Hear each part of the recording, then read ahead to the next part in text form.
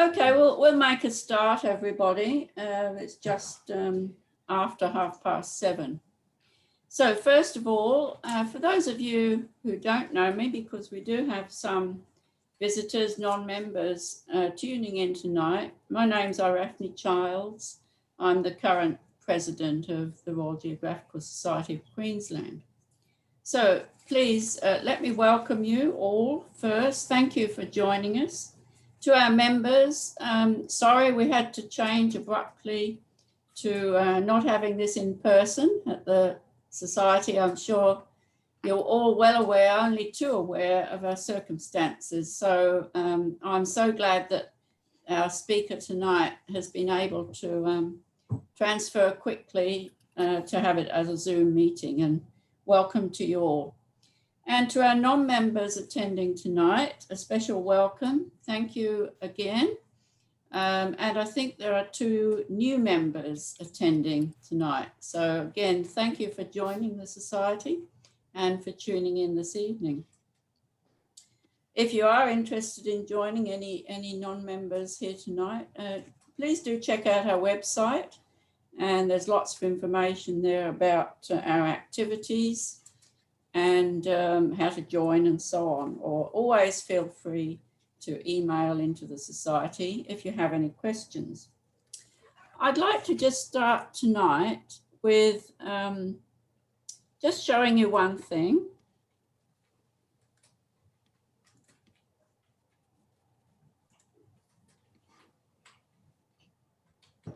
Lily, I need to share. Yeah, go ahead. Okay. Okay, members may be aware. Can you see that? Nope. Oh, okay.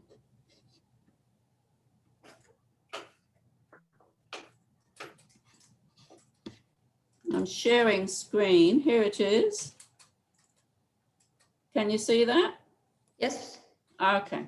So members may be aware, although perhaps not, because it's quite a long time ago. This is the link, the Royal Geographical Society's contribution to the Cook story, if you like. So it was 1926, and the Royal Geographical Society of Australasia, as it was then, and with the Queensland Historical Society, cooperated to erect a cairn in honour of James Cook. And this is our geographical contribution, because what they did was try to ensure that it was in exactly the location, as far as they could get it, as to where Cook landed in 1770. So there was a public appeal by the governor of the day, Matthew Nathan. People responded very generously, and within a month there was enough money to do this. And so to ensure the cairn was situated appropriately, there was somebody from the Queensland Historical Society, Philip Elliott and Professor Cumbray Stewart. They went across the bar in a launch and followed the course which Cook described in trying to find out exactly where he landed at 1770. And then, so excuse me, the obelisk there, as you see there in the picture, was put in 1926. So that's our sort of little contribution to the Cook story. And I think Martin is going to talk a lot about other memorials of Cook. So I'm going to, have you stopped sharing that now, Lillian? Yep. Yeah, good. Okay, so now go back to just the initial remarks which I need to make. As we've said, you've all turned off your microphones and your videos, because this is going to be recorded, and it will be available on YouTube later. So at the end of Martin's presentation, there will be the usual opportunity to have a Q&A session. But please, during the presentation, if you have any questions that you've thought of, place them on chat. I think I can see already 3 people have posted some questions onto chat. So we'll certainly be getting those to Martin at the end of his presentation. So without further ado, let me please introduce our speaker for this evening and thank Associate Professor Martin Crotty from the University of Queensland for presenting this very interesting topic for us. Martin studied in New Zealand before moving to Australia, and he took up a position at Monash and then the University of Melbourne, or both together. After 4 years of teaching history at the University of Newcastle in New South Wales, he took up his present position in history at the University of Queensland, and that was in 2003. So he's since served as deputy of the graduate school and as the head of school, which is now Historical and Philosophical Inquiry. As you know, schools always change their names to suit the administrators. So tonight, I think we're going to have a very engaging talk from Martin as he presents Australia sort of wrestling with the past, the national past and image of James Cook, and perhaps bringing a more sort of futuristic idea of our history and Cook's role in it. So I'll now hand over, and thank you, Martin. Hand over to you now. Thank you very much. Hopefully you have now got my PowerPoint presentation up there in front of you. Is that visible to everyone?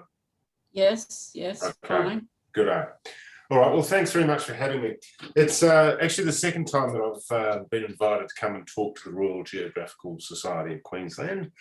The first time I came to talk to you was back in 2017, when I was asked to provide some comments on the centenary years of the First World War. And I obliged them because that at least was familiar territory to me as an historian of Australia at war. In 2019, Lily asked if I would come back in 2020 and do something around the 250th anniversary of Cook's journey to Australia. We were in 2019 in the midst of the debates about Black Lives Matter and the fate of various statues and monuments that were seen as no longer being suitable representations of various societies' histories, and perhaps more to the point, no longer suitable representations of their present values. So Lilia gave me that invitation back in 2019, only 2 years ago in time, but a world away in terms of our preoccupations. Since then, of course, we've had the disastrous summer of 2019-20 with the catastrophic bushfires, and then from February, March 2020 onwards, the COVID pandemic. So the news cycles have been utterly dominated by bending the curve, by lockdowns, by case numbers, by quarantine failures, by vaccination news, and so on. The Black Lives Matter movement has gone relatively quiet, particularly since the conviction of Derek Chauvin for the killing of George Floyd, and since Donald Trump's reluctant removal from the Oval Office. Climate change is still in the news, but as a decidedly second-order issue, and we have fortunately escaped, by good fortune and through the blessings of La Nina, a repeat of that horrific summer of 2019-2020. And as for statues and whether they should be torn down or not, I must admit that I've heard very, very little over the last 18 months or so. So when Lilia reminded me that I was down to give the lecture that had been postponed in 2020, I was initially a little bit hesitant, as the world seems to have moved on from what were then very heated debates about statues of historical figures, including James Cook. And I was also hesitant and just a little honoured that you wanted me, because I am not a geographer.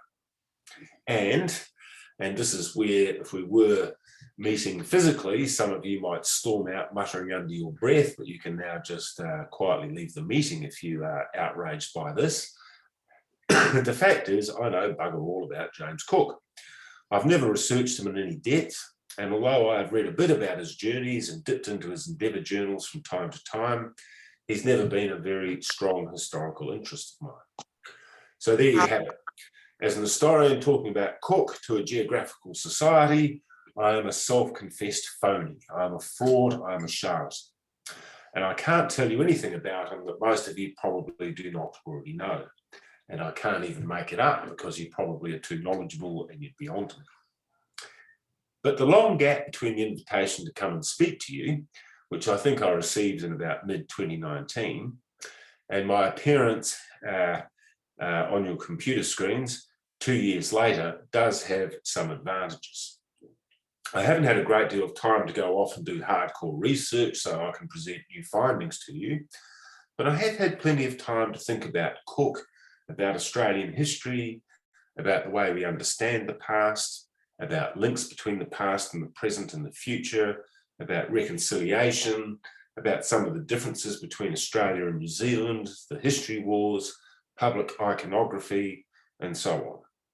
The sorts of diverse and often unconnected thoughts that one has over a quiet beer by the brazier on a cool evening, or in the car, and in other times of contemplative solitude, of which we have all had many more over the last 18 months than we might have expected. Now, there is an intellectual movement which values the slow. One of my colleagues at the University of Queensland, Michelle Belos-Walker, has even written a book about it called Slow Philosophy. The idea is that one should take deep dives into bits of knowledge and their implications. One should chew these bits of knowledge, these morsels of wisdom, slowly, like a delicacy, appreciating all they have to offer, rather than wolfing them down for quick sustenance. Fast thinking gives you information and specifics, but slow thinking can reveal implications and patterns and connections and can allow you to see the bigger picture. And that is what I want to try to achieve this evening by talking not so much about the history of Cook and his activities, but by contemplating the place of Cook in our history, where we might need to move on from him and where we might still find him useful. Now, Cook, of course, was not the first European to visit Australia. He didn't stay here all that long. He didn't found a colony. And he only mapped part of the Australian coastline. He has, moreover, been dead for the best part of 250 years. And one might wonder why we still obsess over him and representations of him in things such as statues, some 250 years later. There are plenty of other former dignitaries and politicians who are commemorated in statues.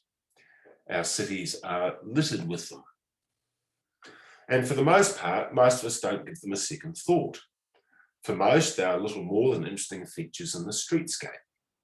No different really to a tree or a bit of public art. Moreover, Cook is far different to Stalin or Lenin or any number of other dictators and despots who had statues erected to themselves as part of their effort to generate a cult of personality. Most of them were pretty bad people, and as their regimes fell, it was fitting that their statues should come down as well. Cook isn't like that. And I think the key to understanding the controversy around Cook and his statues is to understand that these debates aren't really about Cook at all. Cook is a symbol. He's an allegory for the British discovery and colonisation of Australia. When Deborah Bird Rose, an anthropologist, interviewed Indigenous Australians about their ideas about the process of colonisation, she found men in inland regions of Australia talking about Cook's travels in their region, even though he'd never been to the places in which they lived, nor anywhere near them.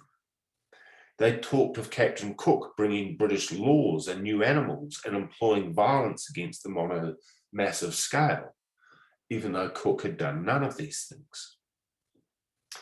Because for them, Captain Cook was not a British navigator, and certainly not a discoverer.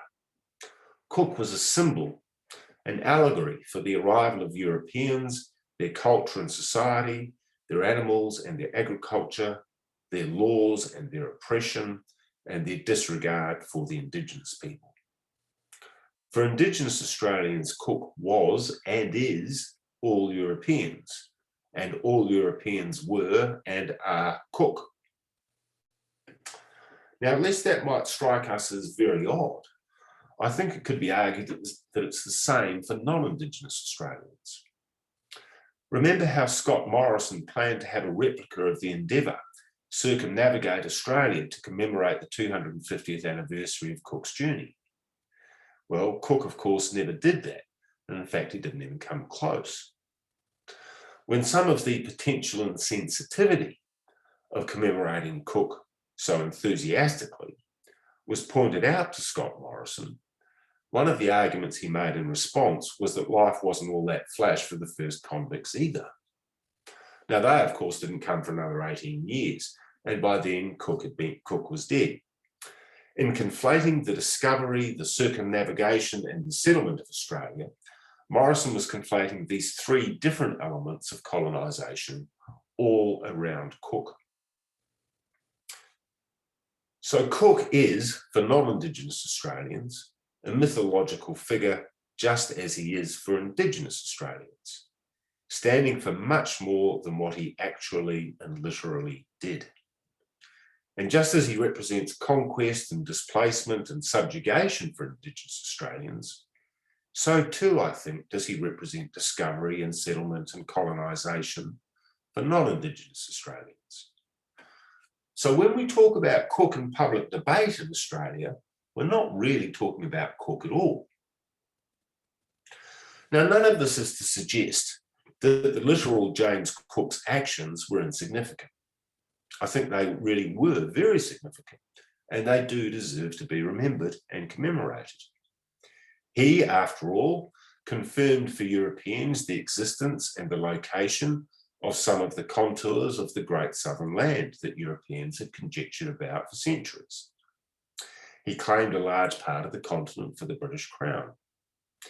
And in naming places as he sailed up the eastern coast of Australia, he effectively colonised them by imposing European nomenclature upon them, overwriting and overriding whatever the Indigenous names were.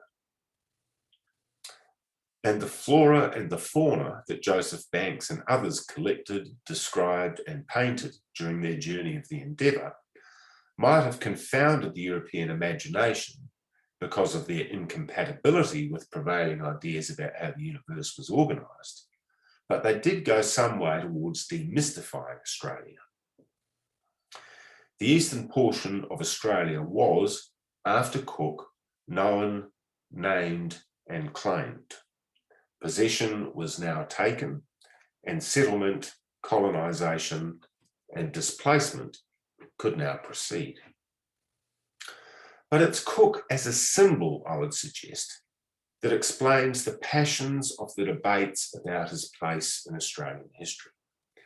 And in a more specific sense, the ferocity of the arguments over statues of Cook. At first glance, some of the objections to Cook statues can seem a little unfair to him, and not unreasonably. Cook was no Edward Colston, a man who gained his wealth through slave trading perhaps 80,000 people, and whose statue in Bristol was torn down and thrown into the river by protesters in 2020. Nor is Cook like Robert E. Lee or Stonewall Jackson, the famous Confederacy generals, whose statues have also been recently vandalised and then removed. Robert E. Lee and Stonewall Jackson are men who made their fortunes and their reputations by either trading human people as slaves or fighting to defend the institution of slavery. There's not a great deal that can be said in their defence, and their fame resulted only from activities and ideologies that we now regard as fundamentally evil. Cook, by contrast, seems to have been a decent individual by and large. He often wrote favourably of Indigenous Australians and tried to interact peaceably with them. And he was, of course, a great navigator and explorer. His record might not be unblemished, but it is far from an unambiguously evil one, and he belongs in a far different category, in my view, to people like Stonewall Jackson, Robert E. Lee, and Edward Colston. But once we understand the debate about Cook as a symbol of European colonisation, once we understand that the debate is about Cook as a symbol of European colonisation, rather than Cook the individual, I think the objections and the protests about his statues make a lot more sense. And I've got to say that I personally have a great deal of sympathy with them.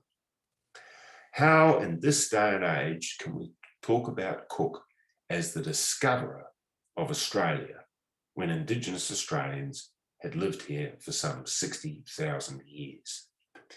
How can we realistically have a monument at Cornwall in Sydney, in Botany Bay, to Cook, which doesn't even mention the Indigenous peoples? For Indigenous Australians to have an equal stake in Australia going forward, some of our founding narratives and how we represent this moment of discovery need, in my view, some serious rethinking. The proposed development of the Visitors Centre at Cornwall, where the site is reconfigured as a meeting place between different cultures rather than the point of conquest or discovery, is a promising development.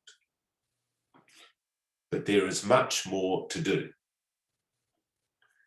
If we are going to have a reconciled and just Australia, it's not just the statues and status of Cook that are going to have to be rethought. It's also the First Fleet, Macquarie, and many others. And it's Australia Day, and it's even the flag. What I think is called for is actually a reimagining of who we are and where we come from. That sounds like a big challenge. Can we do it? Well, of course we can. I think it's worth pointing out that Australia already has a bewildering array of founding moments and origin stories. Cook, the First Fleet, the beginning of European settlements and other colonies, self-government and separation in each of those colonies, federation, Gallipoli, the passing of the Statute of Westminster, and so on. And we also have another one that is staring us in the face. In 2017, Indigenous Australians presented the Australian government and the Australian people with the Uluru Statement from the Heart. This was not a statement of demand, nor one of grievance. It was a plea for truth and for dialogue, now and into the future. And it was an invitation to, in the words of the statement, walk with us in a movement of the Australian people for a better future. It is, in my view, deeply, deeply unfortunate the invitation was so crassly rejected by the then Prime Minister, Malcolm Turnbull, and that it was so savagely treated by conservative media commentators, even likened to advocating apartheid by some of them. I think that if you colonise a people, tell them that they don't own the land which they have been on for millennia and push them off it, if you demonise and diminish them, if you slaughter them in considerable numbers, if you remove their children and so on and so forth, and they come back with the Uluru Statement asking for truth-telling, a dialogue and a walking together, then I think that's the deal of the century. We should be asking, where do we sign? I think it will happen in the fullness of time.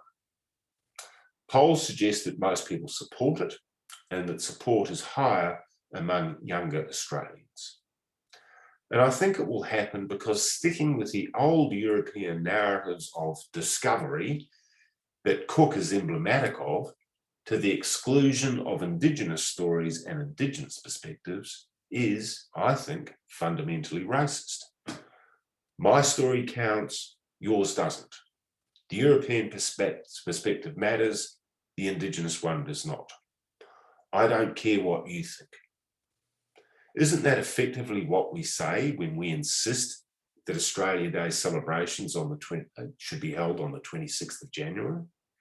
Or when we dismiss, as Turnbull did, calls for reassessing the status of Cook as a Stalinist rewriting of history?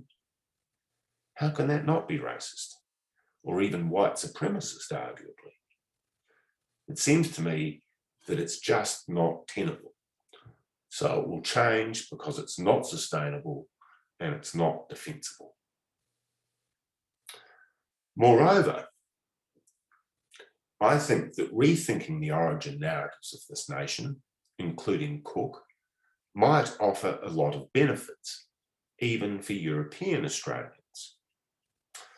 I spent the first 24 years of my life in New Zealand. I came across on Australia Day, January the 26th, 1994. I didn't know that it was Australia Day, and I thought that Melbourne was not quite the bustling city that I had mentally prepared myself for, and that the traffic really wasn't quite as bad as people had warned me about. I got a bit of a shock the next day. So I come from New Zealand and I've spent slightly less than half of my life there. Now, in New Zealand, I am a Pakeha. It is a Maori term for non-Maori New Zealanders. But because it's a Maori terminology, it is nonetheless the language of embrace, the language of belonging, because nowhere else in the world am I a Pakeha. I am not a Pakeha in Australia. I'm not a Pakeha in Europe, only in New Zealand. But in Australia, I'm non-Indigenous. This is the language of not, the language of difference, the language of exclusion. It's very, very different in ways that it's actually quite hard to explain, but I hope that I've been able to get some sense of it across to you. It's very different to be a Pakeha than it is to be non-Indigenous. And partly because Maori and Pakeha New Zealanders have learned to live together much better than Indigenous and non-Indigenous Australians have. New Zealand is no utopia, but it has sorted these questions out to a much greater extent than Australia has. Maori and Pakeha New Zealanders exchange and share cultures much more. And for New Zealanders of European descent, for we Pakeha, this opens up a world of culture for us. We have Maori outlooks on the world available to us. We have the haka. We have whānau, our family. We live in Aotearoa, as well as living in New Zealand. We say kia ora, hello to each other. And in times of difficulty, we might say kia kaha, stay strong. We belong there. We are not non-Indigenous New Zealanders. We are not somehow not the real thing. We're Pakeha. So a rethinking of Cook and a rethinking of our origin stories is, it seems to me, pretty much inevitable. Justice demands it. Indigenous people have been protesting about this for about a century, and they're not likely to stop now. Growing numbers of non-Indigenous Australians are on their side. And it might just, as I have suggested, have some benefits for non-Indigenous as well as Indigenous Australians. And in my view, we should, frankly, get on with it. Because now, broadly construed as this decade, is surely the moment. That might seem a rather odd comment to you because we are still dealing with the pandemic and its fallout, and it might be argued that we should wait until this crisis is over before we turn our minds to other things.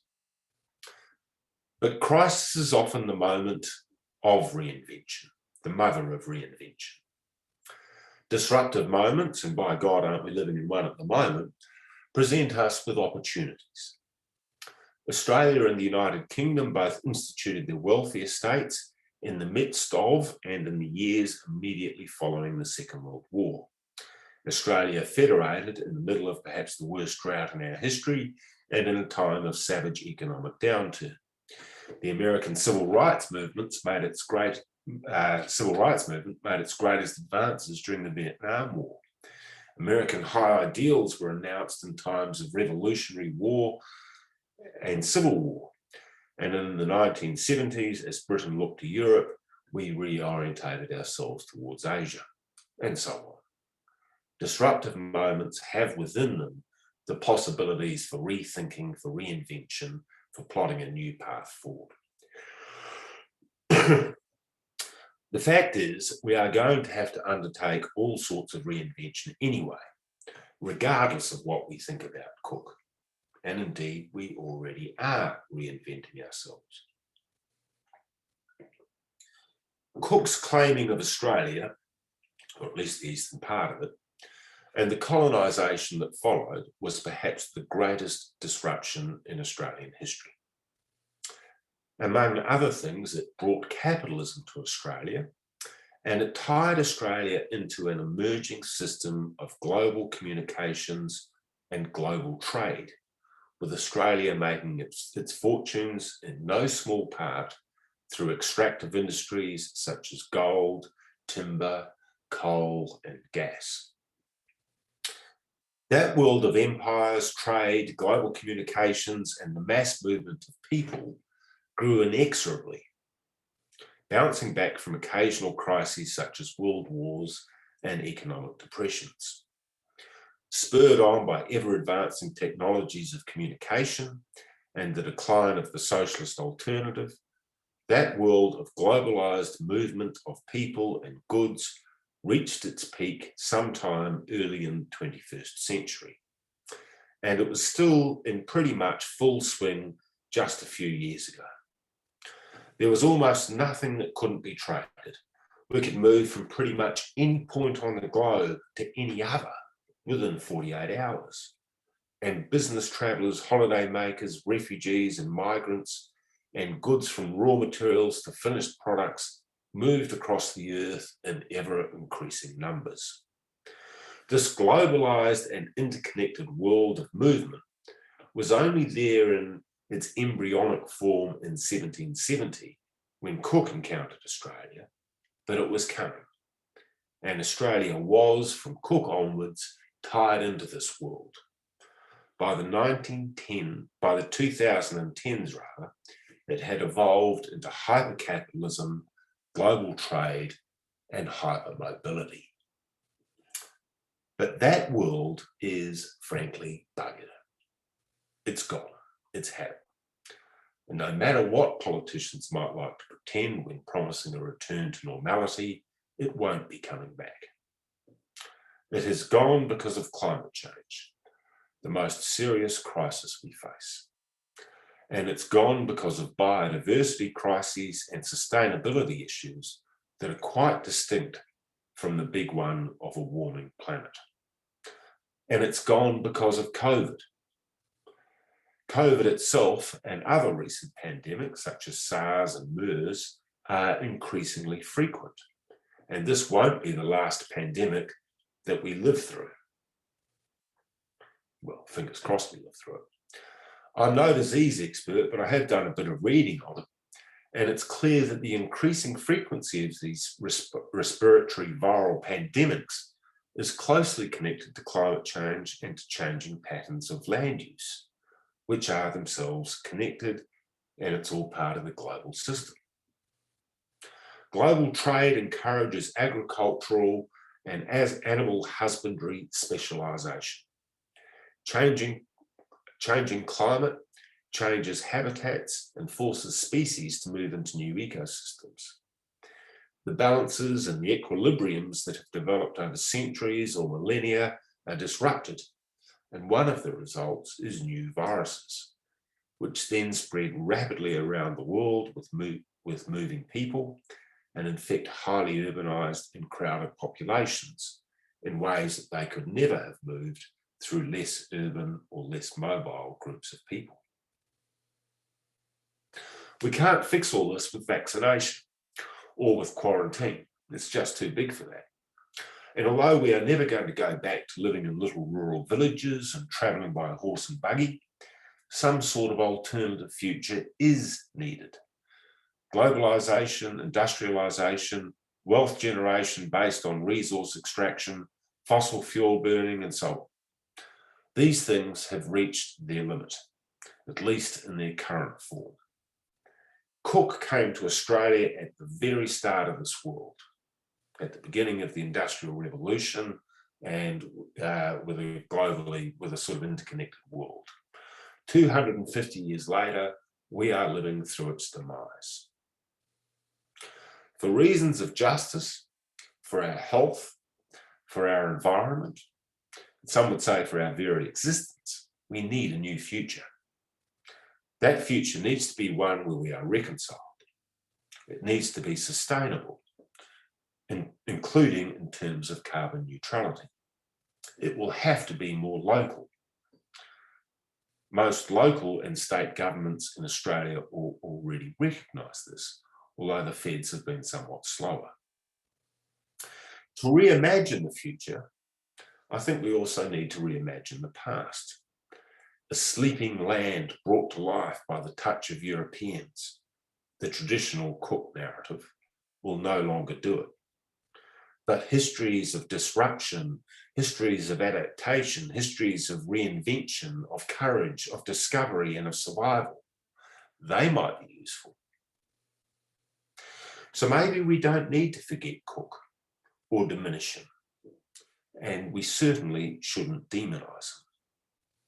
Maybe in the search for exemplars, even heroes, maybe we can just reconfigure him and rethink him a little. Maybe we can still use him. Maybe he still has lessons for us. Wasn't he a man of courage and determination and decency? We could use those. And wasn't he, in his own way, looking for new worlds, just as we need to now? We too need the courage to look into the far distance and to sail into whatever lies over the horizon. Thank you.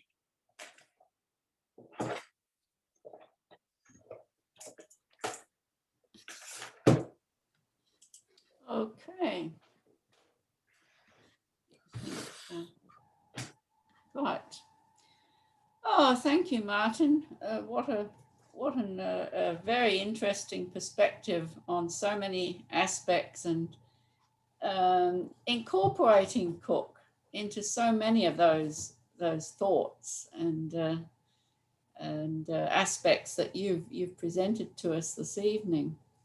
I'm going to now invite everybody who's listened to post their questions on the chat screen, which is at the side of your screens, everybody. Okay. Now, I might start the ball rolling while waiting for people to post some questions. Here's one for you. Personally, what would you do with those statues of Cook? I think the major ones, I think what they're doing at Cornwall with a sort of interpretive centre is a good way of going about it. So that you don't tear down the Cook narrative, you reconfigure it a bit. So it doesn't become the point where we discovered Australia, because that just excludes Indigenous people. I think it becomes the point where Indigenous Australia and Europeans first met. And that can become a jumping off point for discussion, etc., etc. So I think doing it in that way is much more constructive than tearing down statues of Cook and throwing them in a river. Because as I suggested earlier, I just don't think he deserves that fate. He's fundamentally different to most of the other people whose statues people have been wanting to tear down. It's a little bit like Churchill. I mean, Churchill was a shocking racist. We know that, but he was a man of his time, and people didn't erect statues to him for racist activities. They erected statues to him because he was the Prime Minister who stood up to Hitler and led Britain through World War II. Similar with Cook. We don't erect statues to him for evil deeds that he did. We erect statues to him for his navigational. I didn't hear. Yeah, someone Somebody needs else to. was joining. Okay, we have some questions popping up. So again, we will go through those. You don't need to have your mics on because we can see your questions there.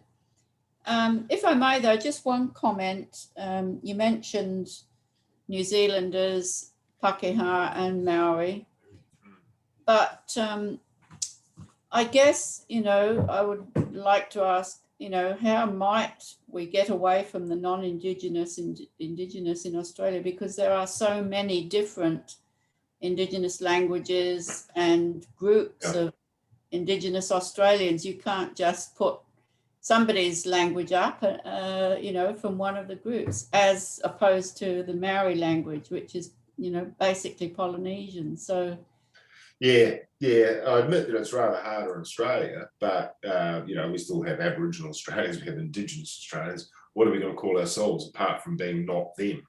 Yeah, that's right. So, not easy. I don't think Whitefellow is going to do it, but this is where we need a dialogue. This is where we need talking. Sure. And I don't think any term for non-Indigenous Australians is going to be imposed. It's something that will emerge, but it will emerge from conversation and discussion. 150 years ago, most New Zealanders would not have called themselves Pākehā. Pākehā, yeah. The term has been embraced. Sure. Yeah. Okay, no, just a point. Okay, let's move to people's questions. I have one from Ralph here. Abel Tasman charted more of Australia's coastline than Cook, from Cape York to Northwest Cape. Should we erect statues of him, and where? Well, I sometimes think that if we were to erect a statue of Abel Tasman, we should put a blindfold on, because he's the one who sort of managed to largely sail around the South Pacific looking for Australia and somehow missed it, or missed the great majority of it. Managed to circumnavigate New Zealand or map large parts of New Zealand, but didn't seem to have much luck in finding most of Australia. No, I don't think we necessarily should. I don't think that. I don't know that statues that people take a hell of a lot of notice of them, really.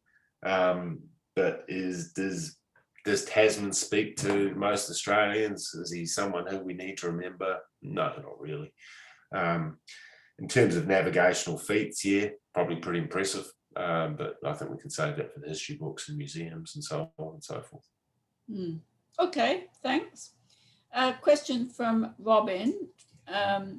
Thanks, Martin. What about new memorials to Indigenous leaders? Yeah, somewhat harder to do than for European explorers, certainly to go back and find historic Indigenous characters. But I think it's something that we could do.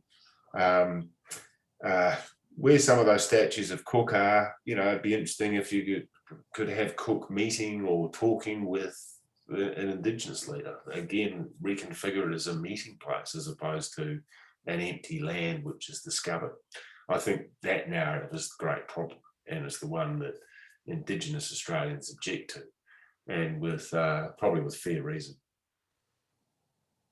Thank you.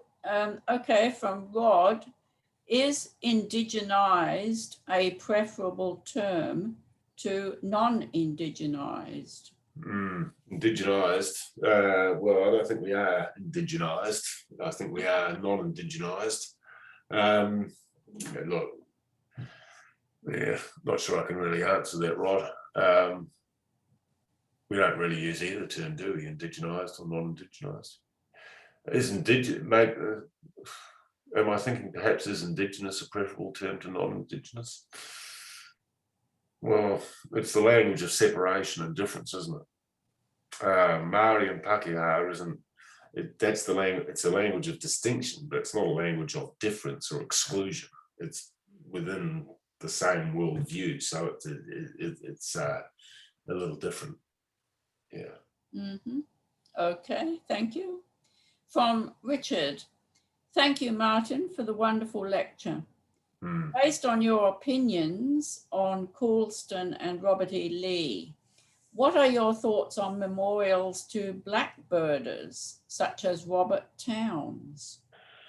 I don't know quite the extent of Robert Towns's evil activities, but if he made his fortune and made himself famous largely through blackbirding, then I would have absolutely no objection to statues of him being removed, frankly. Mm-hmm. Townsville, well, yeah, it's pretty hard to go and change the name of something, isn't it? And yeah, in my view, I wouldn't bother changing the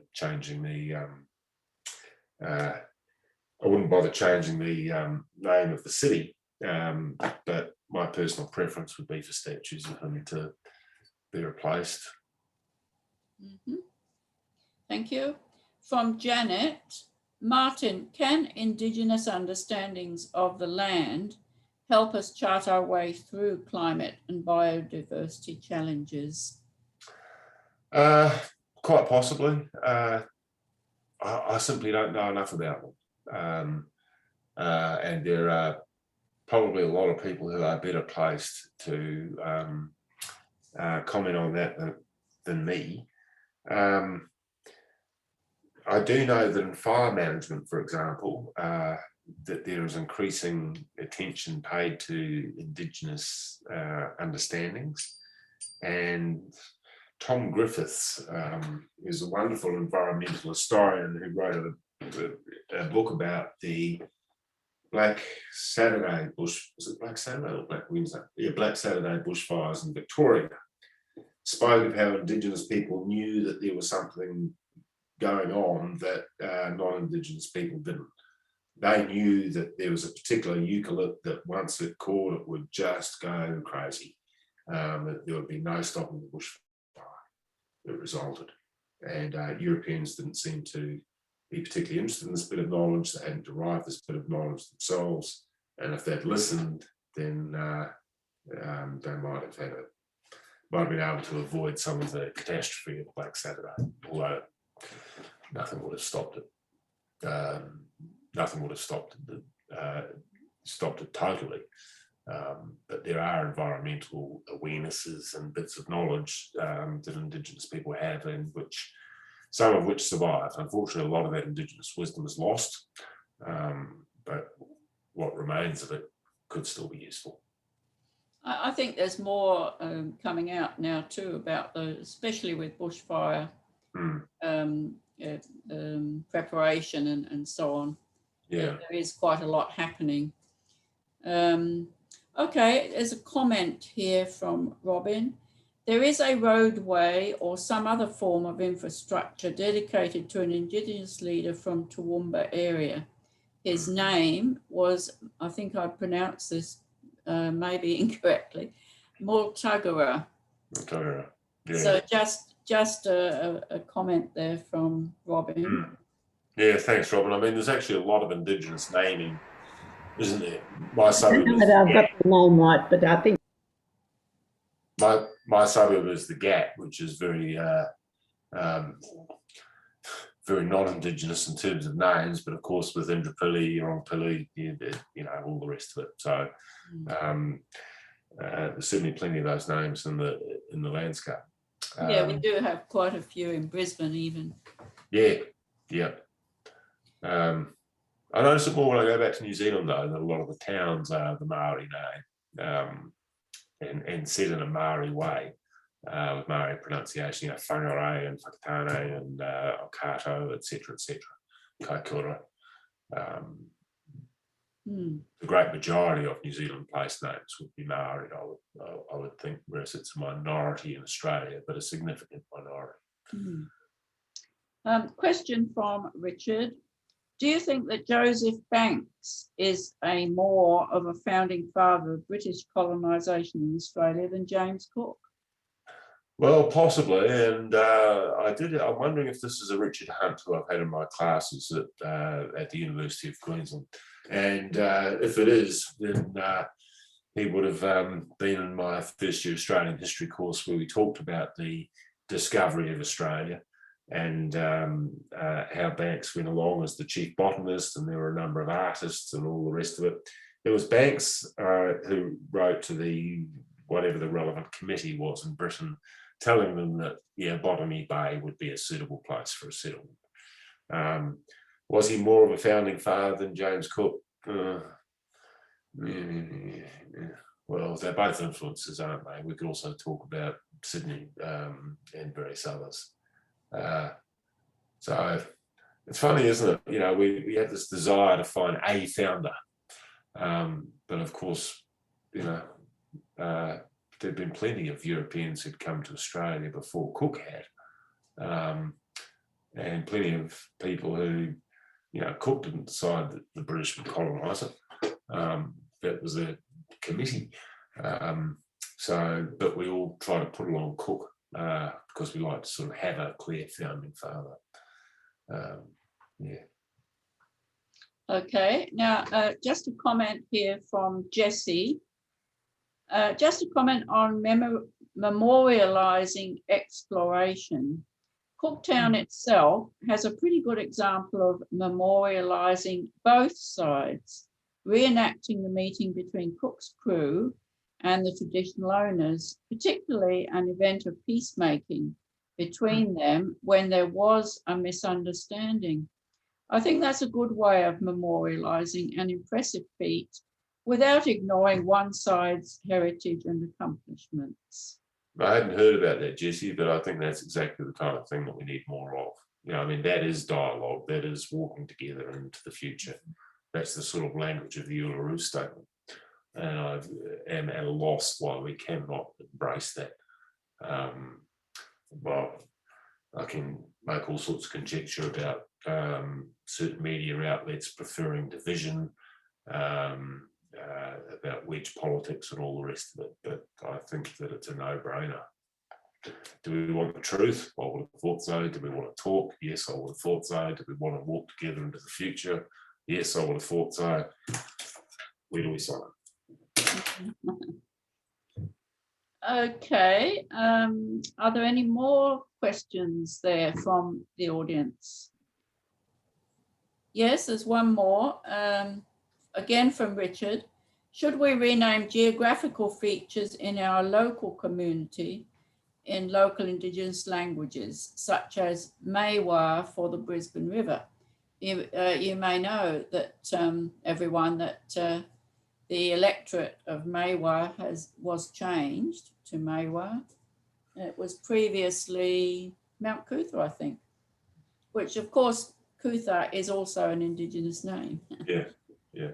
Yeah, so I guess Richard is wondering whether we should do that more often in Brisbane, certainly. Yeah.